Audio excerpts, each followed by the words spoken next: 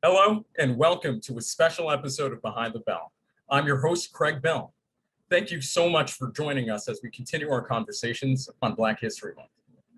We're delighted to be joined by John Rice, the founder and CEO of Management Leadership for Tomorrow, also known as MLT.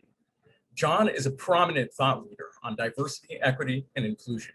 He founded MLT in 2002, and for nearly 20 years now, he has been working to help African American, Latinx, and Native Americans to realize their full potential and to reach senior leadership positions. Building on that 2 decades of experience in developing and implementing DEI strategies, John launched the MLT Black Equity at Work certification for employers last fall. The certification provides a clear roadmap for companies that are committed to achieving equity in the workplace and across our broader society. John says his goal over the next several years is to have hundreds of companies and institutions across the country commit to becoming Black Equity certified. And this will move the needle toward getting to a critical mass of diverse talent at every level of an organization. John, thank you for joining us today. What is MLT's mission, vision, and who does it serve? Right. First of all, thanks for having me. It's a pleasure. And really, especially during Black History Month, which is very important in this country, especially given the context that we in the broader context that this nation is in, and with respect to the path to racial equity. MLT is a national nonprofit that focuses on 3 spheres of impact. And the first one is really about making the economic mobility system work for people of color the way it's been working for white folks for decades. And that's specifically addressing the tightrope that low and moderate income Black, Hispanic, and Native American college students are on as they make the transition from college to those first jobs. 60% of Black, Hispanic, and Native American 4-year recent college graduates are finding themselves unemployed or in jobs that don't require a college degree. And we serve about 2,000 students a year, and our goal is to scale that up to really make a dent to sort of over 10,000 students and move them from a tightrope to a very comfortable bridge from college to the types of early career jobs that close the deal on economic mobility for themselves and their families. The second phase of our work focuses on developing 1,000 diverse leaders for the private and social sectors, and we're about a third of the way there. Actually 25%. I think we're about 250 folks now who have gotten those senior leadership positions. But our goal is to build over the next 10 years, go from 10,000 in the pipeline and 250 who have already gotten senior to 20,000 in the pipeline, and over 1,000 senior leaders that are having high impact in their organizations and in their communities. And the third area of our work, as you mentioned, is helping organizations get to critical mass of diverse talent at every stage of their leadership pipeline. We work with nearly 150 organizations right now, and our goal is to scale that up to over 1,000. So John, you mentioned working with organizations. Last fall, you launched the MLT Black Equity at Work certification initiative. Can you tell us a little bit about the initiative and how it works? Sure. So this MLT's Black Equity at Work initiative really focuses and actually establishes, Craig, for the first time, a concrete and achievable standard, an absolute standard for what good looks like with respect to racially equitable employer practices, akin to the LEED standard in environmental sustainability.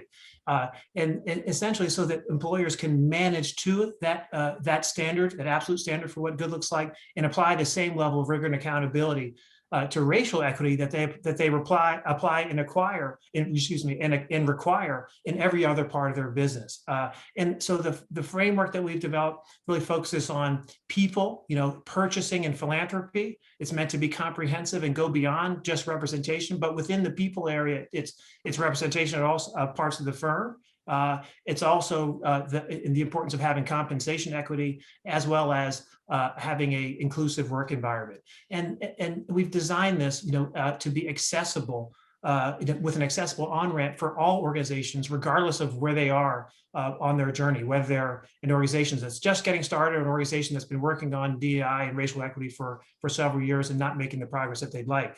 And we designed it to make it accessible by establishing the first step as a calling on organizations to develop and submit a rigorous plan built around our framework, and to have the opportunity to become Black Equity at Work plan approved. And once you're plan approved, which is only based on rigor, not where you are today, then you get to the opportunity to begin to make progress on that plan over the course of several years, to hit a threshold of points on our 100-point scorecard and framework to become a Black Equity at Work certified employer. And we also provide, this is very important, the how-to support for and best practice insights on the plan development and on the execution that is really critical to give executives the confidence that they can move the needle. So, with the overall orientation to call organizations in and help them make progress, and reward and recognize them for that progress,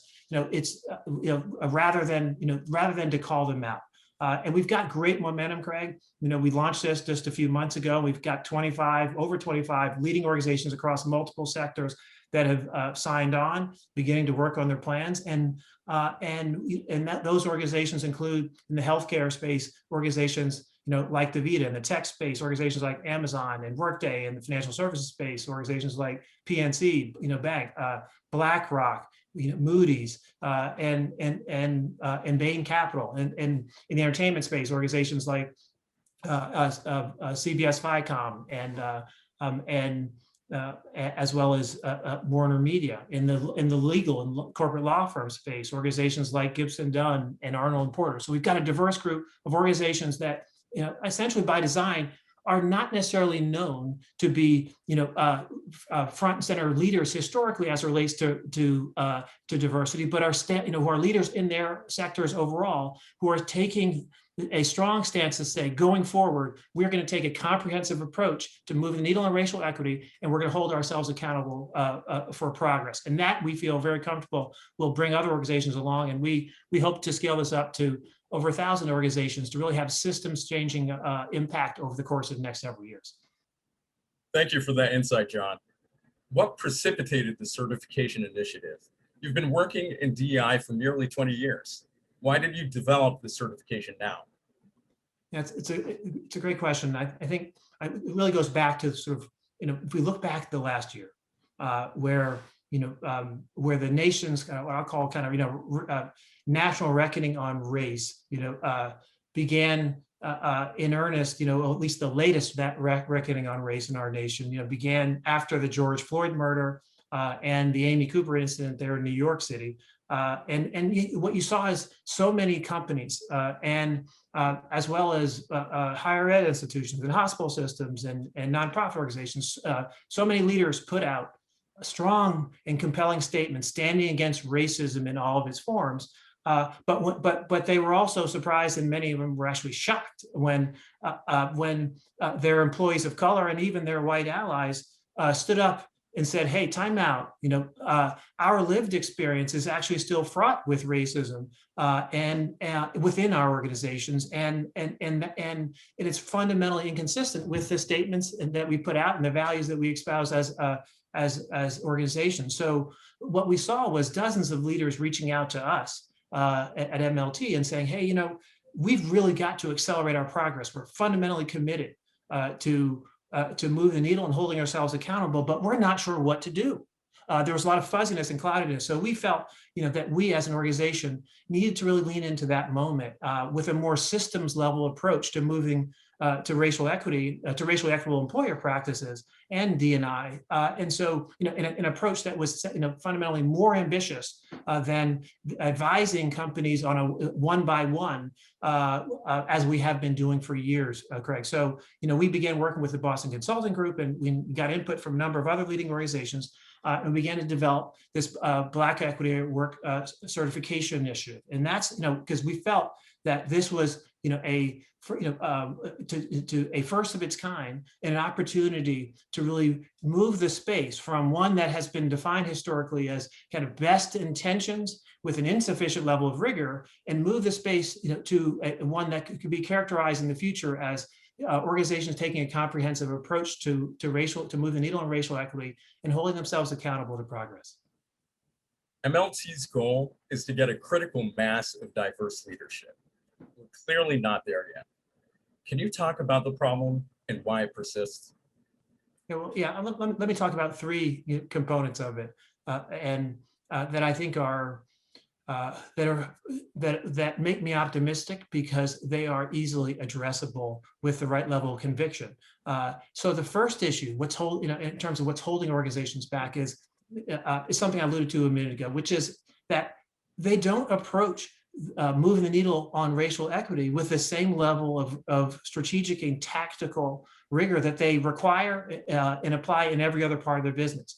So what do I mean by that? When we think about sort of how we approach addressing business problems or opportunities, whether that's acquiring a company, expanding to a new market, launching a new product, what do we do first? We do a deep diagnosis on the opportunity, the problem, why we are where we are.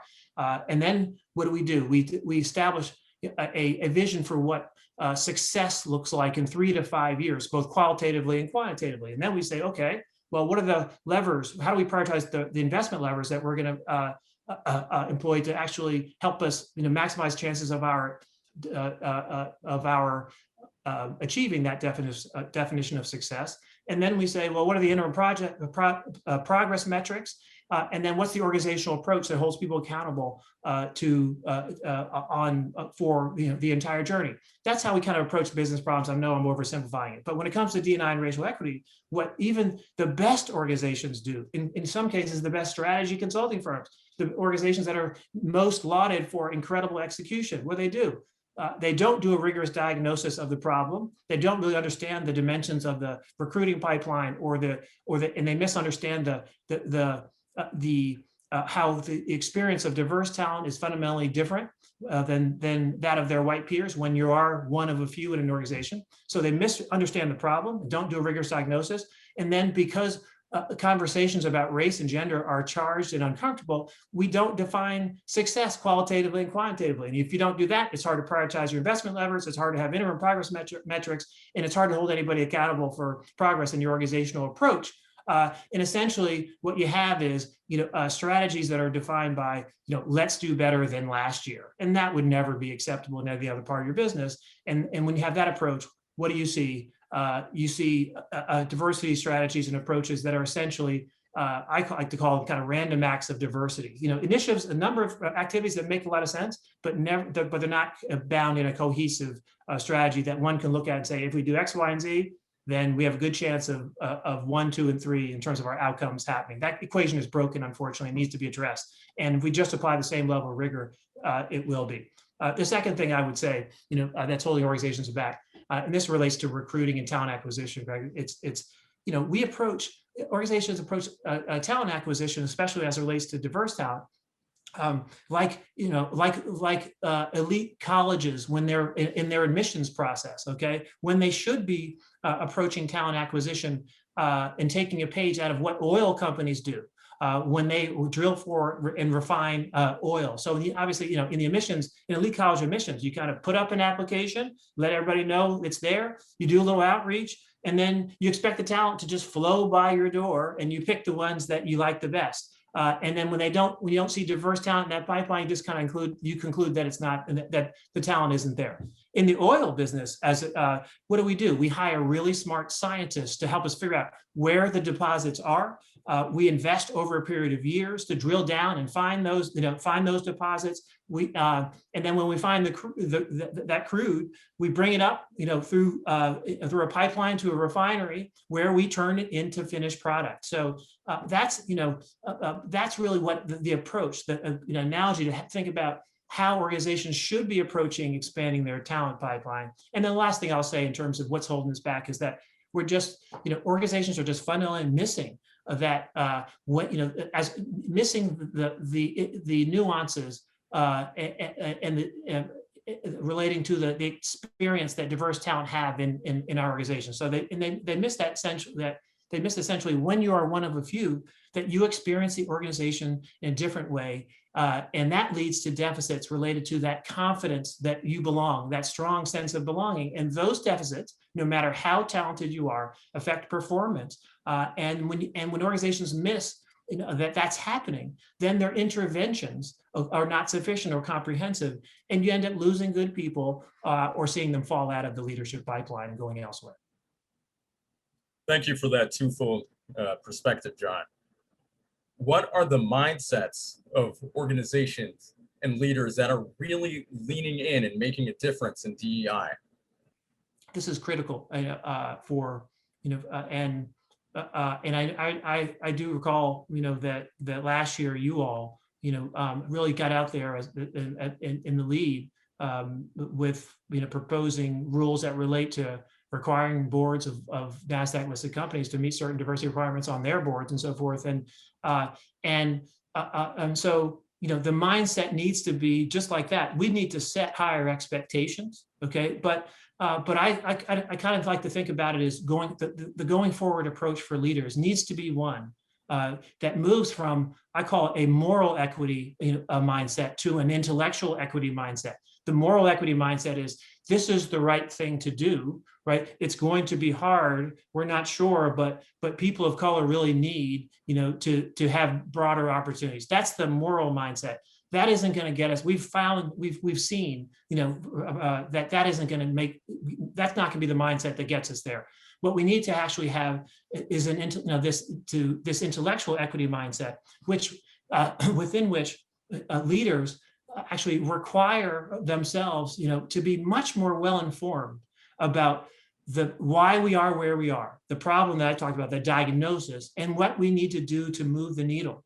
And to give you a good example of how far we need, how much progress we need to make, so many of your companies are in the technology space, and how many times have we heard, CEOs, the senior executives in tech say, geez, we're the pipeline of technical talent is not there, and it goes back to high school and so forth, things that issues that are out of our control in terms of the moving the needle, and that is fundamentally lazy.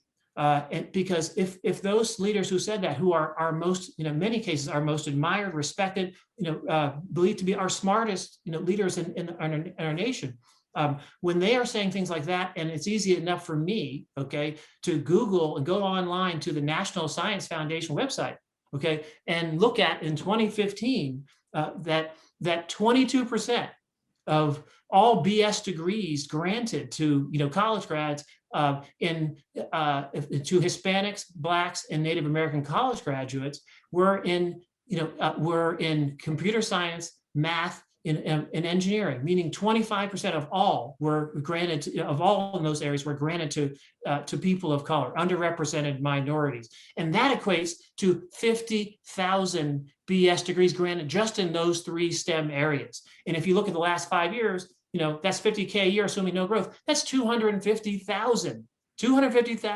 Black, Hispanic, Native Americans who've gotten BS degrees in computer science, engineering, and math. So how can a senior executive, be so poorly informed to say that the talent pipeline isn't there? We need to, our senior executives need to again apply the same level of rigor, set the same bar. They would never say that artificial intelligence, AI, is not something that we need to kind of understand and really integrate into understand how that affects our business going forward and have strategies that reflect it, right? But that's essentially what they're saying when it comes to D&I. They're not well informed, they're delegating it down, and they need to step up and take an intellectual equity standpoint, same level of rigor, same level of insight, same level of tactical approach. And that's what it will be moving the needle for us going forward. I don't think that's that difficult, but we need to actually start doing some things different.